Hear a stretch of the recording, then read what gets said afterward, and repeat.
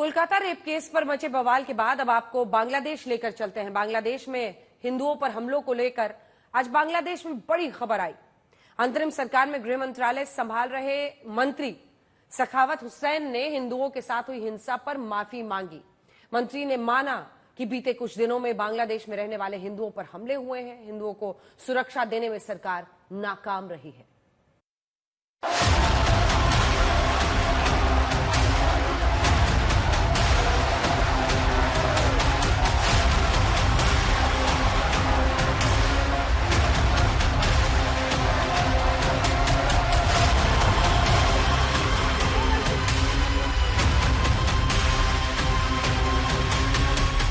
एक तरफ बांग्लादेश में हिंदुओं पर जारी हमलों को लेकर दुनिया भर में प्रदर्शन हो रहे हैं, दूसरी तरफ बांग्लादेश की अंतरिम सरकार ने हमलों को लेकर हिंदुओं से माफी मांगी है। अंतरिम सरकार में गृह विभाग के सलाहकार सखावत हुसैन ने माना है कि अल्पसंख्यकों पर हमले हुए हैं और उनकी सुरक्षा में चूक हुई है। सुनिए हुसैन ने अल्पसंख्यकों पर हो रहे हमलों को लेकर क्या क्या कहा है। बड़ी बात यह है कि अंतरिम सरकार के प्रमुख मोहम्मद यूनुस ने भी अल्पसंख्यकों पर हो रहे हमलों को रोकने की अपील की है। आपको कहना चाहिए, कोई भी अल्पसंख्यकों को नुकसान नहीं पहुंचा सकता। वे मेरे भाई हैं। हमने एक साथ लड़ाई लड़ी और हम एक साथ रहेंगे। आपकी सफलता को बेकार करने के लिए कई लोग खड़े हैं। इस बार आप मत गिरिए। ये बांग्लादेश अब आपके हाथों में है। आप इसे कहां ले जाना चाहते हैं? आप इसे जहां चाहें ले जा सकते हैं। आपके पास वो ताकत है। ये कोई शोध का विषय नहीं है। इससे पहले बांग्लादेश के कट्टरपंथी संगठन जमात इस्लामी ने भी कबूल किया है कि हिंदुओं पर हमले किए जा रहे हैं। कुछ व्यक्तियों के भड़काऊ भाषण के चलते उपद्रवियों के एक ग्रुप ने शहरों, बंदरगाहों, गांवों में तोड़फोड़ शुरू कर दी। कुछ इलाकों में सरकारी इमारतों, विरोधियों के घरों और विभिन्न धर्मों के पूजा स्थलों पर हमले हुए हैं। लूटपाट और आगजनी की घटनाएं भी हुई हैं। दरअसल बांग्लादेशी मीडिया में छपी रिपोर्ट के मुताबिक तख्ता पलट के बाद से अब तक हिंसा की अलग अलग वारदात में 232 से ज्यादा लोग मारे जा चुके हैं। ढाका में मशहूर सिंगर राहुल आनंद के घर पर हमला किया गया। उपद्रवियों ने आनंद के 140 साल पुराने घर को खाक कर दिया। इसी तरह बांग्लादेश के 27 जिलों में चुन चुन कर मंदिरों और हिंदुओं को निशाना बनाया गया है। आज तक ब्यूरो। पहले अंतरिम सरकार के प्रमुख मोहम्मद यूनुस ने हिंदुओं की सुरक्षा को लेकर बड़ा बयान दिया और अब गृहमंत्री ने हिंदुओं से माफी मांगी। आखिर बांग्लादेश में रहने वाले हिंदुओं को कौन निशाना बना रहा है? आपको सीधे बांग्लादेश से एक ग्राउंड रिपोर्ट दिखाते हैं।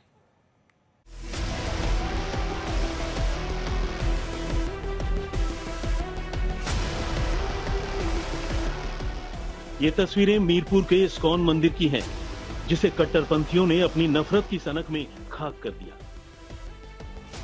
आज तक की टीम इस्कॉन मंदिर में पहुंची। कैमरे में जो कैद हुआ वो हिंदुओं के साथ हुए अत्याचार का जीता जागता सबूत है। मेहरपुर भारत बांग्लादेश की सीमा के बेहद नजदीक, और ये वो इलाका माना जाता है जो जमाते इस्लामी का गढ़ है। और यहां आने के पहले हमें लगातार हिदायत दी गई थी कि इन इलाकों में न जाएं, यहां खतरा हो सकता है। लेकिन इन तस्वीरों को तमाम दर्शकों तक लाने के लिए हमने ये जोखिम लिया। 350 किलोमीटर की यात्रा तय करके हम मेहरपुर पहुंचे हैं ढाका से। मेरे पीछे आप जो देख रहे हैं मुकुंद ब्रह्मचारी जी, जो यहाँ के मुख्य पुजारी हैं। लेकिन सीधे तस्वीरों से शुरुआत करते हुए यहाँ पर देखिए, कई हिंदू समाज की महिलाएं हैं, आंखों में आंसू है, और वो आंसू इसलिए हैं क्योंकि उनके भगवान को नुकसान पहुंचाया गया, लूटपाट हुई, तोड़फोड़ हुई। बाहर का प्रांगण देखिए, इस इलाके में प्रसाद मिलता था, प्रसाद बंटता था, और इस जगह पर जब जो उपद्रवी तत्व आए थे उन्होंने यहां सब कुछ आग के हवाले कर दिया। मंदिर की संपत्ति में मोटरसाइकिल थी, उसे जला दिया गया। दरअसल ये मंदिर एक किराए की इमारत में चल रहा था और इस्कॉन के लोग चंदा जमा करके यहाँ एक मंदिर बनाना चाहते थे। लेकिन 5 अगस्त की घटना एक बार ढाका में शुरू हुई, वहां हिंसक झड़प शुरू हुई प्रदर्शनकारी और पुलिस के बीच, तो यहां पर चरमपंथियों ने सीधे हिंदुओं को निशाना बनाया। ये देखा पा रहे हैं, खिड़कियां जला दी गई हैं, सब कुछ आपके हवाले कर दिया गया है। इसके पहले मैं आपको भीतर लिए चलूं, कई सारे अब जो स्थानीय हिंदू हैं, आप ये भी बता दूं कि जो बांग्लादेश में ढाका में है वो तो फिर भी प्रदर्शन करने बाहर निकल रहे हैं।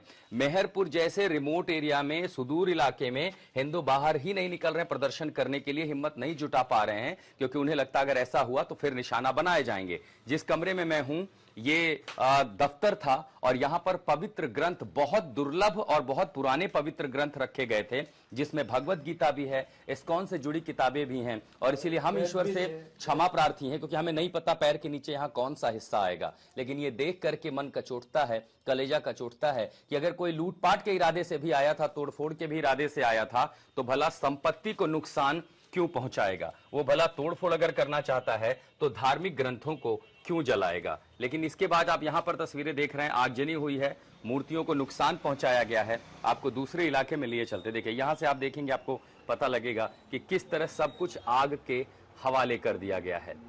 धर्म ग्रंथों को जलाया गया, तस्वीरों को जलाया गया, मूर्तियों को तोड़ा गया। और इतना ही नहीं, यहाँ जो पुजारी हैं वो ये बता रहे हैं कि दरअसल एक्सप्लोजन तक की आवाज, यानी किसी तरह की ऐसी चीजें, पेट्रोल बम जैसा लाया गया था ताकि रेसिडेंट्स को भी नुकसान पहुंचाया जा सके।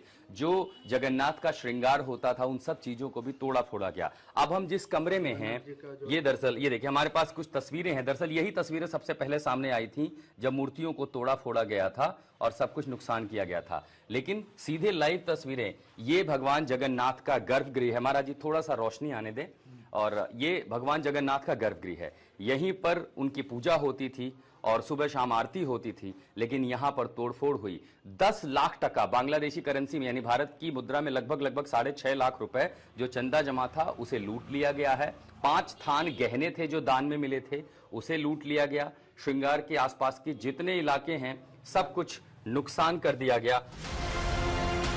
कट्टरपंथियों ने सिर्फ मंदिर को ही निशाना नहीं बनाया, बल्कि मंदिर के आसपास रहने वाले हिंदुओं के घरों में लूटपाट और आगजनी की।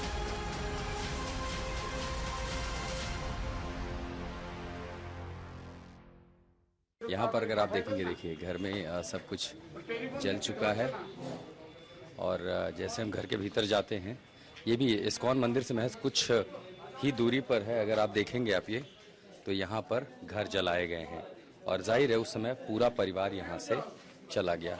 तो ये जो भट्टाचार्य जी का घर था, एक बांग्लादेशी हिंदू, और देखिए सब कुछ जला दिया गया है। कमरे के भीतर हम हैं और अगर आप देखेंगे यहाँ पर सब कुछ आग के हवाले कर दिया। भट्टाचार्य जी के हम घर में हैं। वो दरअसल 5 पीढ़ियों से वकील हैं और एक संपन्न परिवार था। और पूरी भीड़ जब उनके घर में घुसी, ये देखिए उन्होंने क्या किया, सारी किताबें जला दी, घर जला दिए। हालांकि भट्टाचार्य जी उस समय